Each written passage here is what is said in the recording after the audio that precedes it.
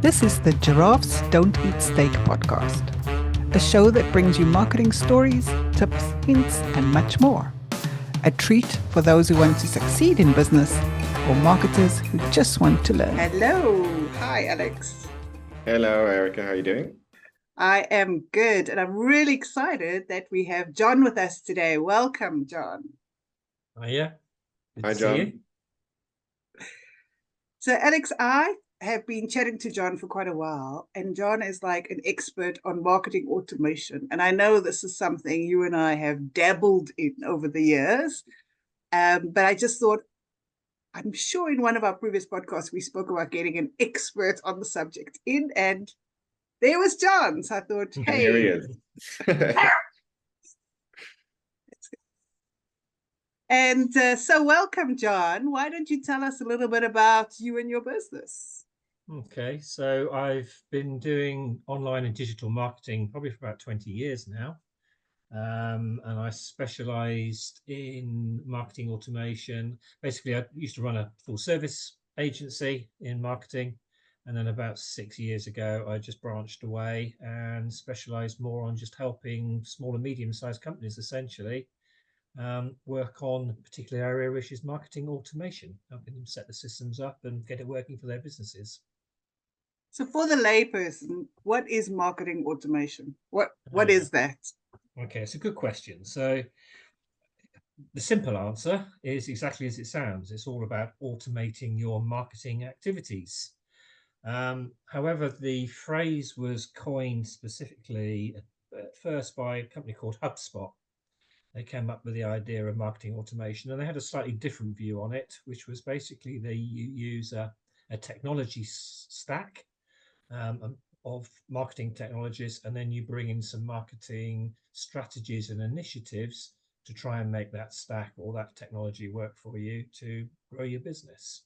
So marketing automation, I would say today, is more about setting up tactics and initiatives around a technology stack. And why do it, John? What's the benefit?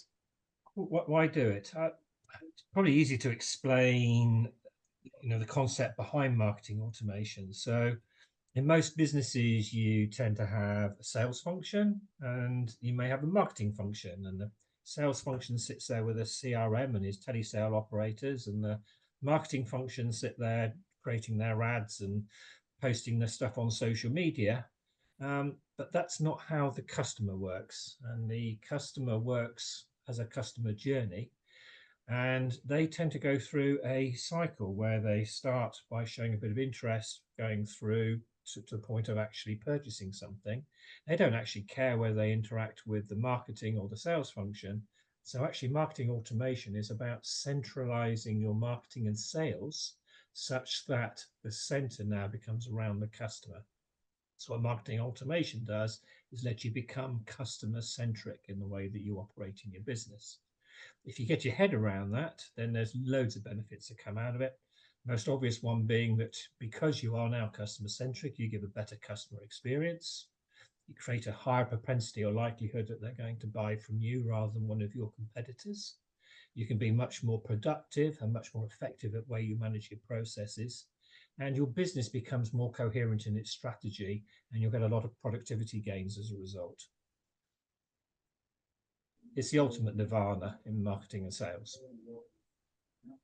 Yeah, I mean, that's a really interesting way to illustrate how it works. I mean, I think we've always been when I say we, I'm talking about Erica and myself, that we've been kind of customer-centric in terms of the things that we do is with the customer in mind. But it's really interesting to think about the mechanics of what you're doing and ensuring that the two separate teams that often like to fight each other quite a lot are united, so that from a technical point of view, so that the journey is smooth and the journey is focused and the technical side is focused on the customer, not just the messaging, which I think when we say being customer focused, a lot of the time we think about from a kind of messaging point of view rather than a technical point of view, which also has a huge impact on the kind of the friction that the customer is experiencing in that journey. Absolutely, you got it in a nutshell. It's exactly it, Alex. And you know, the kind of players that came into the market in the early days that coined this kind of approach were obviously HubSpot, which I mentioned, and then you had some of the what I call the big boys coming in, the Marketos, the Pardots, the Eloquias, and they tended, because of the technology stacks involved, tended to very much focus on the sort of the high, you know, the large corporates, the large enterprise customers. But what's been happening over the last 3, 4, 5 years is the cost of these technologies are now being provided by the suppliers, including Constant Contact, and the entry level to allow small and medium companies can now take advantage of these systems and start to have this technology centric all in one place. And something that I used to struggle with in all my years of marketing was that you would have your Google Analytics down one end of the line, which allow you to see who's visiting your website. And at the other end, you're looking at social media stats, and then you're looking at this report and that report. But you weren't being able to aggregate the data, put it all together so that you could see a single view of your customer from their first point of engagement with you to even back ultimately to the point at which they leave you, their dying point, and when do they leave you at the end of the day. So with these technology stacks, you can now see that whole process end to end. And in terms of the insights it gives you as a business, it's you know it makes a complete quantum leap in terms of what you can deliver and see. And the absolute ultimate example of somebody who pulls that together perfectly is Amazon. I mean, Amazon have got it down to a T. They know everything about you from the moment you first visit their website to what you bought last week, can put some suggestions to you for what to buy next week. We thought you might like this idea. And you all know that it's technology that's talking to you, but it has a natural personal touch to it. And you almost feel or know that what you're being fed is something that's set to you, it's personalized to you as an individual. And I receive an email which won't be the same as the one that you receive or the one that Erica receives, because we're all buying different things on Amazon. So Amazon have actually coined it and got it perfect. That just reminds me of something that I've noticed in the last couple of months. Maybe it's been happening for a bit longer, but just in terms of personalizing the journey for the customer is with Uber. So I've been getting an Uber like to go to a jiu-jitsu class, and which I do Tuesdays, Thursdays, and Saturdays. And I get an Uber in the morning. Sorry, just before the class, and then I get an Uber after the class. And they've been tracking obviously my movements with Uber and the frequency I'm using it. And now, like after the class, I'm getting a message saying, "Are you ready to be picked up?" Yeah.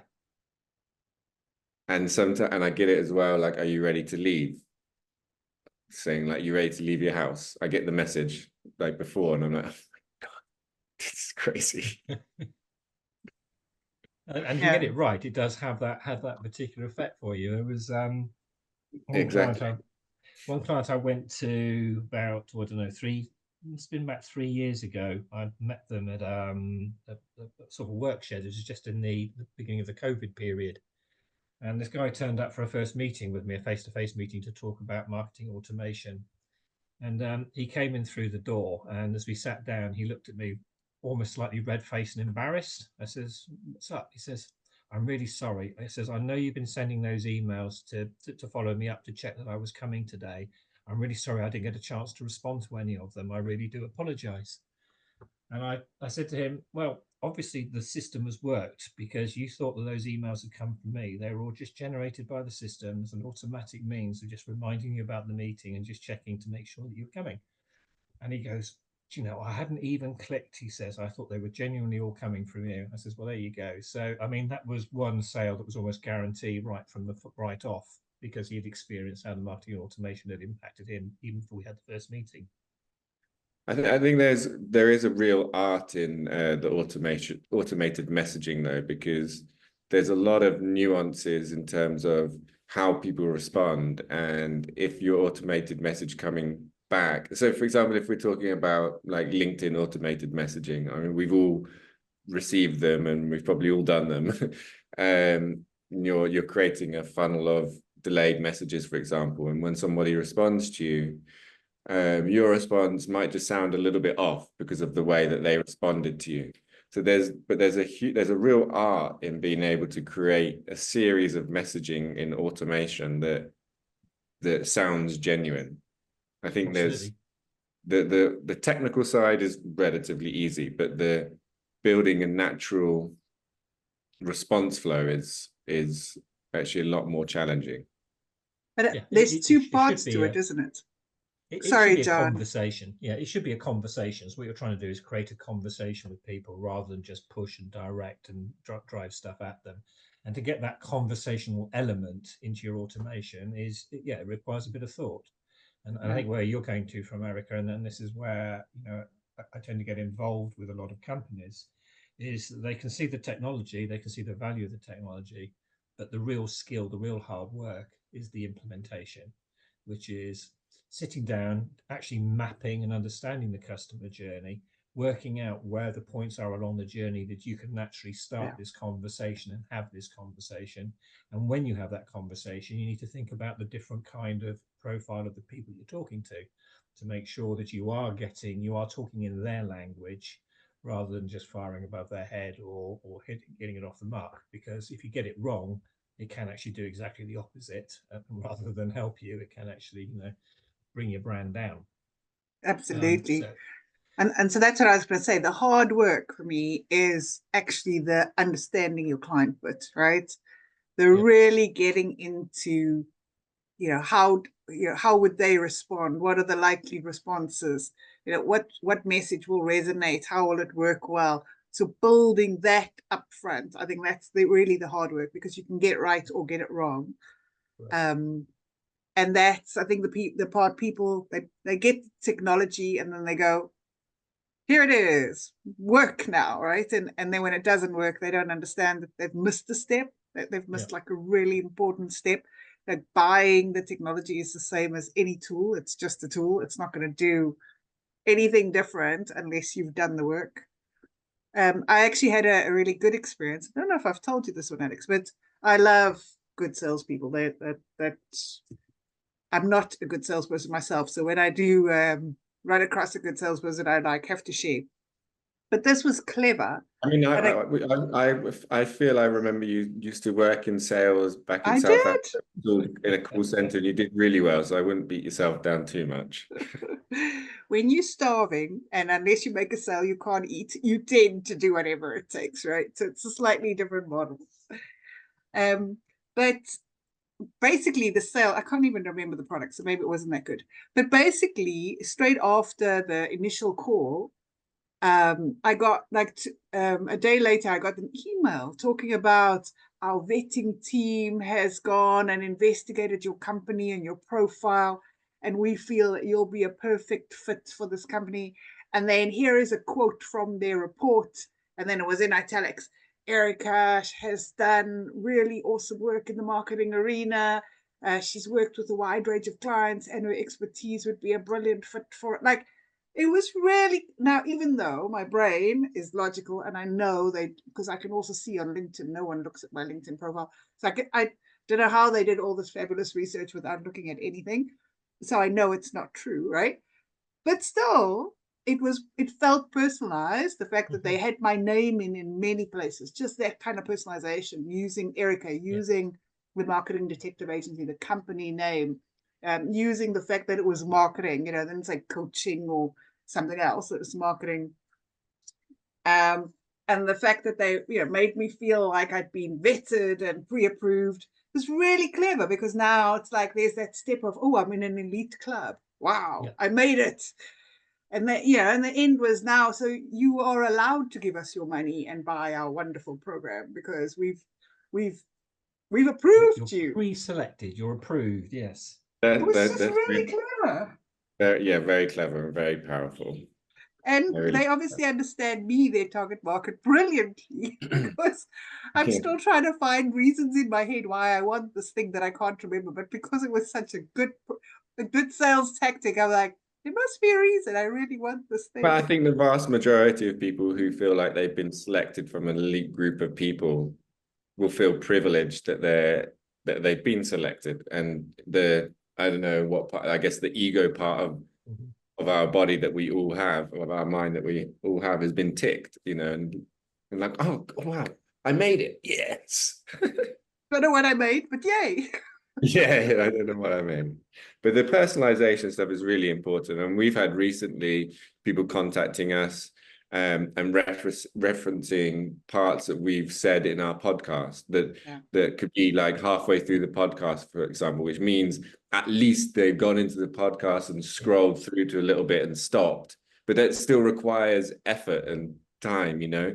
So any of that kind of personalization is super powerful. Yeah. Absolutely. So that's the knowing your customer upfront bit. So to understand how they like to be communicated, how often, even, you know, time of day that would work best. You need to understand all of that. But then I think the part you were also talking about, John, is then once you've got them on board, is what data you're gathering. And that's what you were talking about, Alex, about Uber.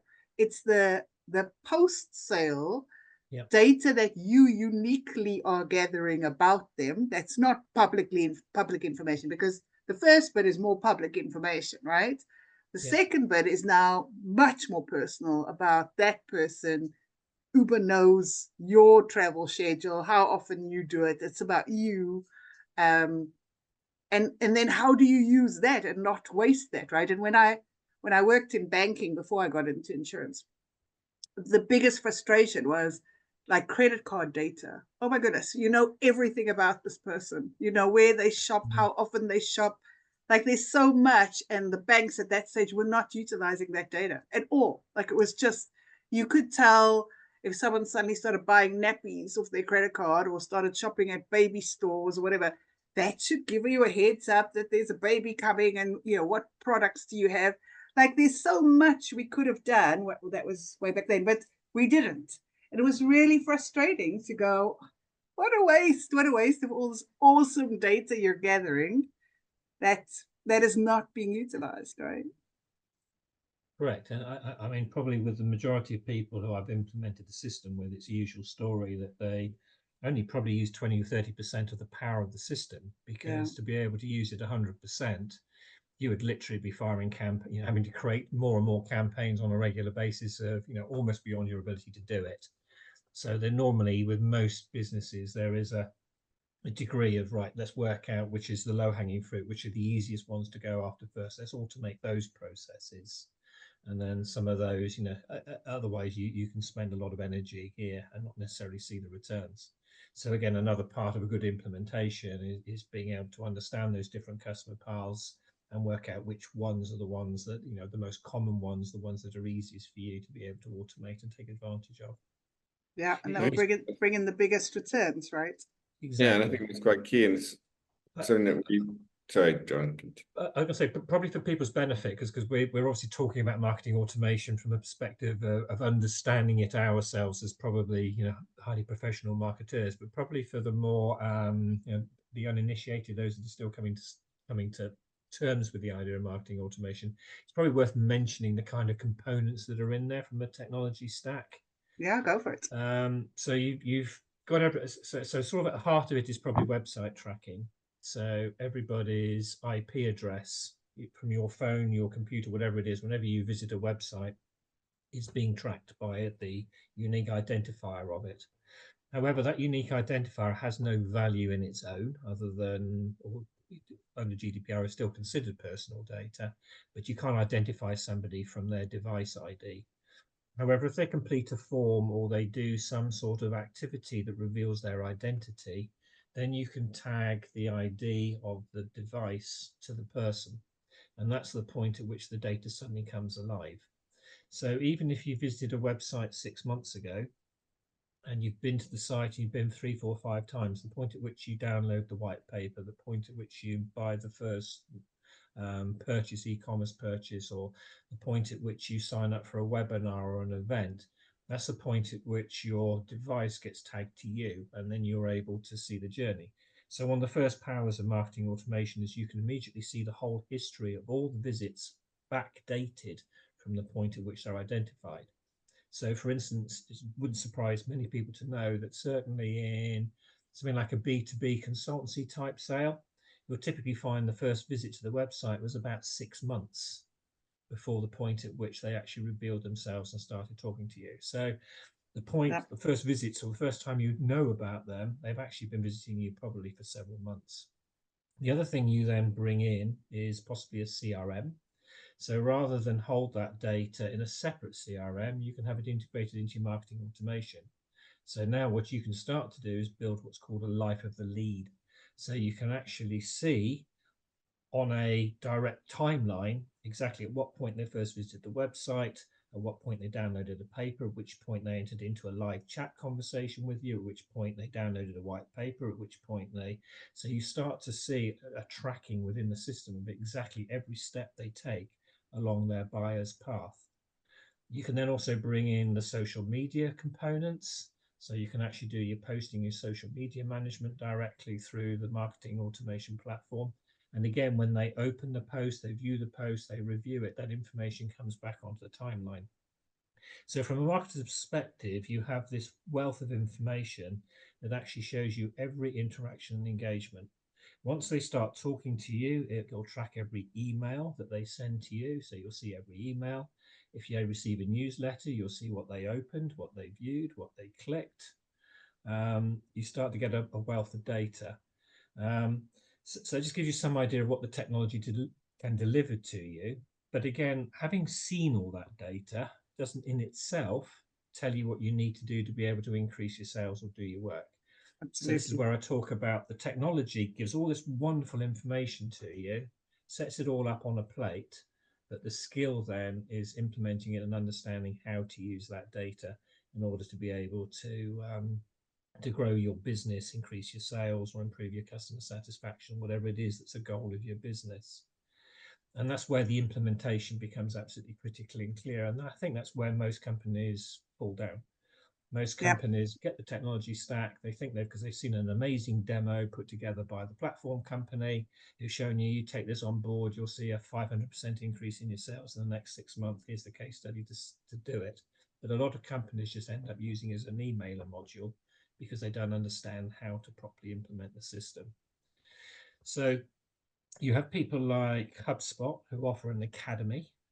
So when you sign up to them, you can join in their academy and they provide you a comprehensive package of training, online training modules that will allow you over a period of normally about 3 to 4 months. It's quite a long and comprehensive program to actually learn all the different tactics and mechanisms by which you can use this data. Because what you're actually doing is looking for putting people into personas or profiles. So you can start to segment the people within your database.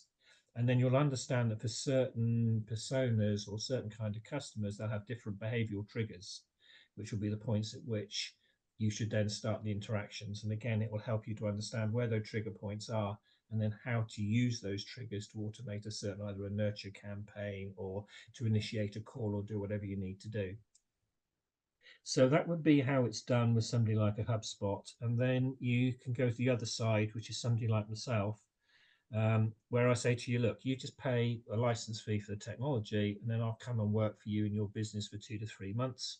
What I'll do is help us work together to understand your customers' journeys. Let's map them all out. Let's understand how your customer goes from just showing interest ultimately through the awareness, the desire, the intent, and then right the way down to the sale point. And then we'll work out where those triggers are. What are the points at which would it be good to interact with them to help them a little bit quicker along their own buyer journey? And then we'll put together 1 or 2 campaigns as an example so that we can set the process in stone and also put the reporting in behind it. So the goal really is not to set up the first few couple of campaigns with them and leave them afterwards to then, having now got that initial knowledge and done it using real events, real marketing in their own business, they can then copy it and reuse those and carry on doing it for themselves. And then I sit back and just give them support when they need it, as and when they need it, to be able to keep that system working for them.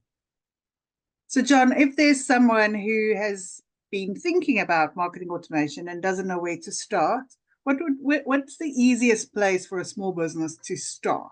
Just by themselves, just where do they start? I would, well, but blow my own trumpet. I guess they need to come to somebody like me who at least understands all the different marketing options out there. Because if you just type in marketing automation, you will end up on your HubSpots and so on. Now, HubSpot are particularly clever. The big boys like Marketo and Pardot, Salesforce, and so on, they don't have a problem selling a £30,000 a year license. Corporate customers pay that without thinking twice.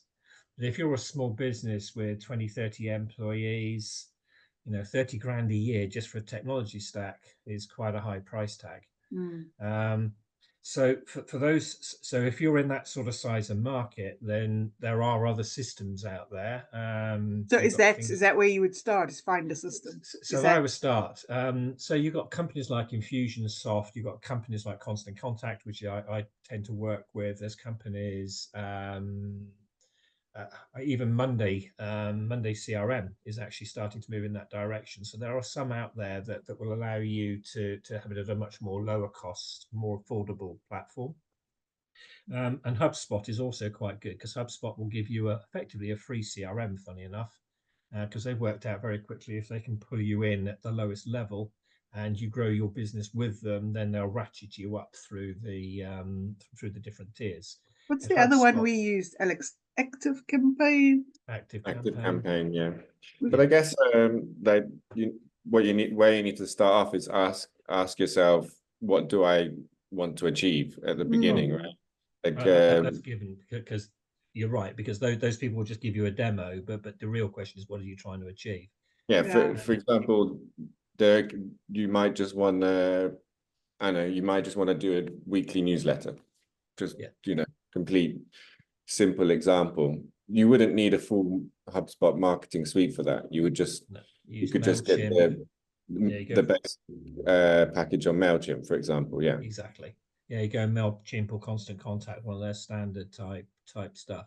So again, it depends on the amount of automation that you want to do. So I mean, normally I would start off by saying, what's the goal, what you're trying to achieve?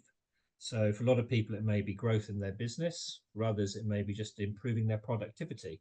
They just know they've got, like I said to you, they've got a sales team, they've got a marketing team here. Two of them aren't talking to one another. So maybe their goal is they would just like to have a common language running between those two centers and perhaps consolidate them down into a single function. So if that's your goal, then that's a good starting point. You then need to look then at what technologies you may need to have access to that might need integrating. So are you using social media? Are you doing something like using a social media management tool? Do you have a website? Do you have a form builder? Do you have this? So I would probably do a little audit to see what technologies are currently being used within the business, because actually you can, it'll actually work out that if you consolidate all of those technologies into a single technology stack, you could, in itself, will probably save you money, and then everything will already be fully integrated, so you can have common and centralized reporting. So that would be the second one, is to do an audit around their technologies. And then the third one is start thinking about what is the marketing and the customer journey, and how do we actually use that system in a way that can be effective. And you say for some people it could just be email marketing. For most customers, it tends to be a combination. You're going to probably have some email marketing, you're probably going to have some CRM, some direct selling, you'll probably have events, you'll probably have webinars, you'll probably have downloadable white papers you'd like to track. So there's probably quite a mix, but once you understand what you need to do to take somebody through the buyer's journey, then that'll help you identify what system you need to help you do it. Yeah. And some examples just for the listeners. One that I've been working on recently is with a contact center, and it's cold outreach, but it's a warm-up email just before the call, so that can be automated to send the warm-up email, so that when the call happens, the call is, did you receive our email? And then whether the answer is yes or no, you can have the conversation. Then a follow-up email after the call going, thank you for the chat, depending on the way the call went. So it's around activity, so you don't have to keep it in one channel. It's around building all of those touch points together. Do you have an example, Alex, of where you're using it or have used it recently? Of kind of just examples for our listeners. Well, I mean, across like Meta platforms, for example, because now they are owning various different platforms. It's even if it's social media, it's cross social media platforms, especially if I'm searching for something in one place, I'm then being served adverts in another place. And I think that is actually quite powerful, because it's then giving you another context to it as well. So for example, if I'm searching somewhere and then I see it on Instagram, I'm in a kind of different space when I'm on this platform, and I'm more open to visual suggestion, for example. Whereas if I was on a search platform, I'm much more in an investigative mindset, but my guard is let down a little bit on Instagram, for example, because now I'm looking at photos of my friends' dogs, but then I get something that I've just been searching for, and I'm like, oh my God, yeah, I was looking for that. That's actually something of real interest to me. So I think those like cross-platform touch points are really important, especially when you can serve them at the format in a different media. So from text to video or to image or white paper. And I think having that combination of different medias is quite important. Nice one. And John, an example for our listeners? I won't obviously give you quite a few, but I mean, let me give you some examples, some different kind of ways it could be used. So let's take something like an estate agent.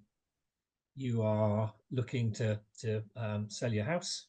You might go on to the website and request a valuation. So some of the automations can immediately click in, which basically says, thank you for your request. We'll arrange a meeting with one of our consultants soon. In the meantime, here is, based on, we now got your details, here is a online valuation report, which is done automatically through one of our partners, to which you receive a downloaded small document which explains about the company and also shows an initial valuation based on an online platform. Then obviously you get the setup of your meeting and agree a time. You get all of here we can tell you about how we operate as a business. So even before they turn up to that first meeting, they've already built a brand view of the person of being a very proactive, very energetic, very ahead of the game type company. And then when you turn up, they do the valuation. And again, they go back, they just fill in a couple of boxes, and it automates the valuation report that says, we gave you an online one before, but now we've seen your property. We think it's not worth 250K. We think it's worth 280K. And we'd be pleased to operate for you. Sign the paperwork and we're off and away. So you can alternate literally that whole process all the way through from the selling side. Very nice. So you can do that from what I would call a more prosumer or consumer approach. But you can also do similar things in a B2B environment. So in a B2B environment, you might say somebody's interested in an IT service, they go in and they download the latest white paper, which talks about the latest, I don't know, to give an example here of a maritime client who goes onto a website who is looking for a wide area network for their business, for their port, to be able to have phone coverage. So immediately they've downloaded a white paper which talks about the solutions for that market.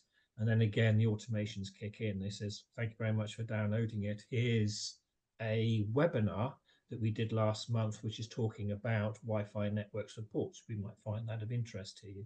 And again, if they click it or view it, then says, here's a follow-up supporting material from that webinar that you might want to share with your clients or within your business.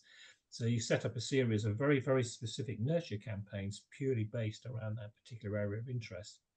You then follow it up with would you like to talk to one of our experts? So what you're doing is nudging them to the point, which all they do is just press a button and they can immediately talk or set up a meeting with one of the consultants who talked about Wi-Fi, expanded Wi-Fi network supports, and how the ships go out in the harbour can now have coverage of the customers, can use their mobile phones as they head out to sea, etc., etc. So you start off with a small nugget of information, and then what you're doing is just building by sending them a series of really highly relevant and targeted information. And again, as Alex says, not just limited to email, but clicking through to webinars, clicking through to white papers and other different forms of media. But of course, from the end user's perspective, from their line, they feel like they're being served with some really good quality information, and there is a stronger likelihood that they will then come to you for business. it's often said that if most people when they're buying will contact 4, 5, 6 companies, that 9 times out of 10 they do business with the first company that responds first and gives them the best service right from out of the block.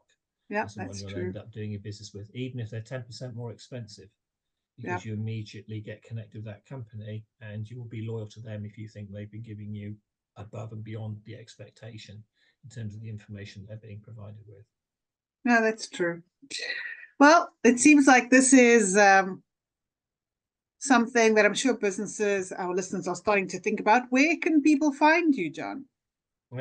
Fairly easy. You can find me under John Warr, John Warr, JOHNWARR on LinkedIn. That should pretty well come up. If not, then look for alldigital.marketing. So it's all digital, ALL digital.marketing. And that'll take you to my website and go from there. There's even the opportunity there for you to sign up for a couple of tests. So I can put you through a card trick or try you out on some of your particular favorites.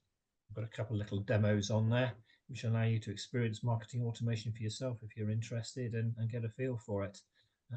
Obviously, you'll end up with an email from me at the end of it saying if you fancy a chat, just click the button.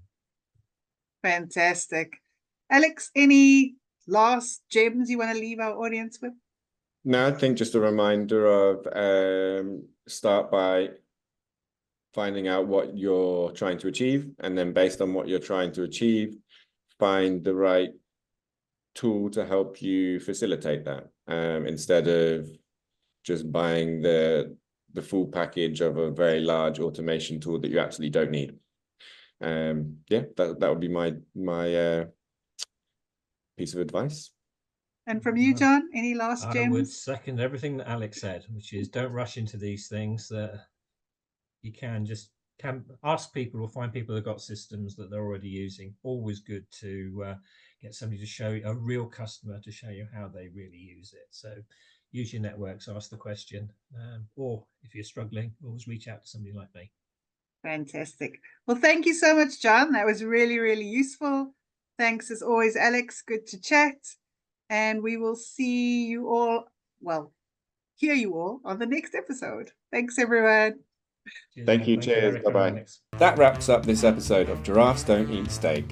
Thanks for joining us. I hope you found value in our discussion and got some new ideas to apply to your own business. Tune in next week for another round of marketing insights and inspiration. If you enjoyed this episode, please leave us a review and subscribe on Apple Podcasts, Spotify, or wherever you listen to podcasts. We appreciate you listening. Catch you next time on Giraffes Don't Eat Steak.